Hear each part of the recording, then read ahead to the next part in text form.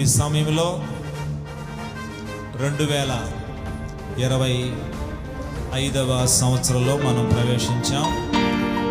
మీ అందరికి కూడా నూతన సంవత్సర శుభాకాంక్షలు, 2025వ నూతన సంవత్సర శుభాకాంక్షలు తెలియజేస్తూ ఉన్నారు. ఈ రోజున నూతన సంవత్సర ఆరంభంలో పాత సంవత్సరానికి వీడ్కోలు తెలియజేస్తూ నూతన సంవత్సర ఆరంభంలో ప్రభు ఈ రూతు గ్రంథంలో నుంచి మీకు ఇస్తున్నటువంటి వాగ్దానం ఏంటంటే, నువ్వు సురక్షితంగా ఉండటానికి వచ్చావు ఆయన రెక్కల కింద.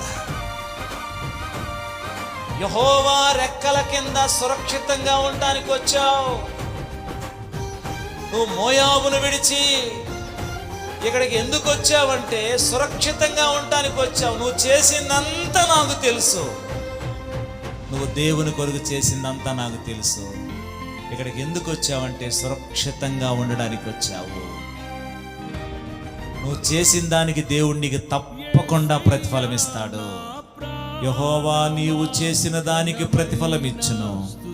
ఇశ్రాయేళ్ల దేవుడని యెహోవా రెక్కల క్రింద సురక్షితముగా నుండినట్లు నీవు వచ్చితివి. ఆయన నీకు సంపూర్ణమైన బహుమానం ఇచ్చునని ఆమెకు ఉత్తరం ఇచ్చును.